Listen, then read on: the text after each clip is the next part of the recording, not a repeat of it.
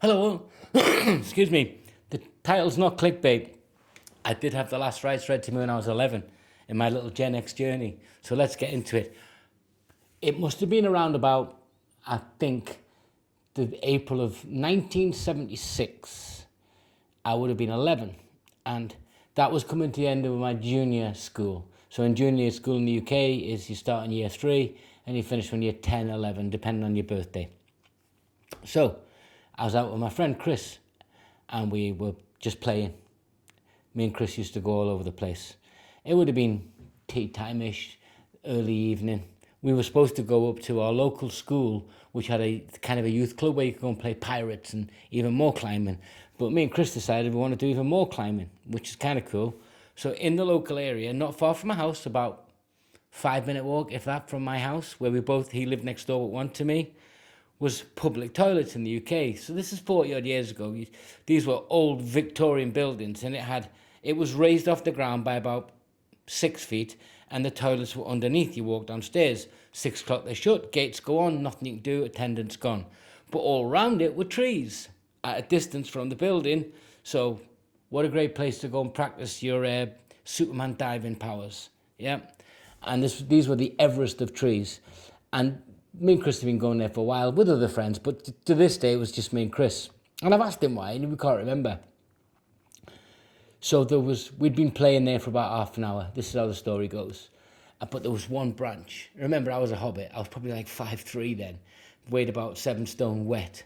And this one branch looked like it was at least 10 feet away. Yeah, probably was more like 3. But to then, the distance, so there's one branch here, one branch there, higher. So I'm going to get that one. And we've been trying to get it by stepping back and just running up and diving, but missing it. Remember, the drop to the ground was about 5 feet and it was onto grass. So it didn't really matter. You didn't hurt yourself. You just landed, got back up and climbed back on the roof. So I'm there and I've done one branch and me and Chris, I goes, right, we're having this one today, Chris. He's having a go. He's not getting it. And I wasn't watching and I wasn't talking and whatever I was doing in my stupid 11-year-old Gen X brain, I stepped back and then I woke up about, half an hour later. Chris tells me about 20 minutes later. The back of each toilet had a 15-foot drop onto concrete steps, one for the women, one for the men.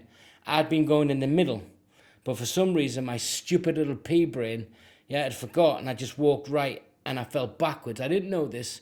About, let's say, 10, 11 feet into a concrete step. I should have been dead, but that's not the last rites.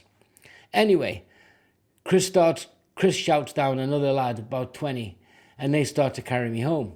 Yeah, but they were panicking. There was no mobile phones them days. They didn't call to anyone, didn't run home. I woke up and I was kind of okay. I was like, no, I can't go home. Don't tell anyone. Let's go to the school to play pirates, for Christ's sake. But I'd been unconscious for about 15 minutes, Chris tells me. And he, to this day, says it has to be about 15 minutes, Alan. You were out a good long time.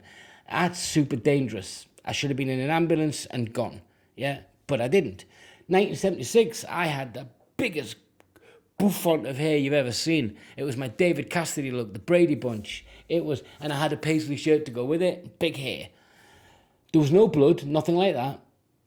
As far as I was concerned, I just got up and carried on. So I went up to school to play pirates and I wasn't well, so I didn't do anything. I started feeling a bit rough. And I got home that night and I was sick. And I was sick all night, but I didn't tell my mum. She just thought, he's 11-year-old, he's got a bug. And then over the next day and a half, I really started to get unwell, like really unwell. I was screaming in agony over late on the evening and I couldn't see. I was starting to lose vision. So like my mum calls the doctor out and he's like, instantly, this could be meningitis. Yeah. Like the serious one, I don't know which one it is, staphylococcus, whatever it is, meningococcitis. I was 11, I can't even spell it now, let alone say it then. So I get to the hospital. I still haven't told anyone, neither has Chris, what's actually happened. I'm just ill. So they've got no concussion to work from. I've got big hair. I'm not complaining of anything. Yeah, I'm just not well. All the signs of really serious meningitis. And over the next day, it's not getting any worse. Things are starting to really go bad. And the priest turns up. And then a nurse is talking to me. She's come in. And I start telling the nurse I've got this banging in my head. And my mum's like been on the bed with me. My dad's in the room. It was all horrible, horrible. That's what they tell me. I can remember the pain, but I can't. I haven't got any memory. I just remember the pain. It was like blind. I literally couldn't see. It was that blinding. Now I guess it was the concussion. And the priest is there. They're like, "This is really not well. He's not. This is bad." And I told the nurse that when I was playing that I banged my head.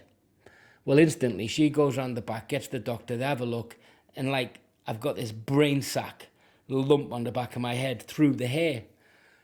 Instantly they change the diagnosis, get me off to there, take me in for that, treat me. I'm in hospital for a month, and eventually I'm like, oh, it doesn't finish there. Oh, us Gen X, we know how to be stupid, right? So I'm at home. My mum has got me, "You little bastard, you stay in there." I'm sure that's what she called me at some point. "You are not leaving my sight." She had a mum hat on, and deservedly so. After 2 days, I'm like begging her, "Please, Mum, it's summer. I just want to go out for a walk. I'm not going to do anything. I promise, I promise, I promise. I'll be a good boy." All the lies, it turns out. Anyway, I'm out. My mum tells me, about an hour later, she gets a knock on the door. "Mrs. Lowry," she goes, "Yeah, your Alan, he's at the top of the street. He's playing up a tree." I was 20 odd foot up an oak tree. So she flew up, dragged me down. And this is like an Eddie Murphy comedy scene. I think it was literally about 200 yards to my house. I think for 200 yards, my little fat ass was hanging out the back of my trousers because she pulled them down. And I was getting literally Zorro'd all the way down. I'm dramatizing. She probably hit me about 3 times, and deservedly so. But she told me that was the only time when she had to stop herself from hitting me out of fear. She'd never hit me before that. But she was so frightened. But I'm Gen X, right? I can climb mountains. So I nearly die. I'm in the house. I go out. She lets me play out. She wasn't happy about it, but I was driving myself insane and her. Then I'm climbing trees. Guys, tell me your stories. How stupid were we? How resilient does that make us? I don't know. And what am I going to pay for this later on in life? Am I going to get some sort of CTE? I don't know. I don't care. I'm too old to care. Join in, guys. Till next time. Have fun. Be careful out there. Take care.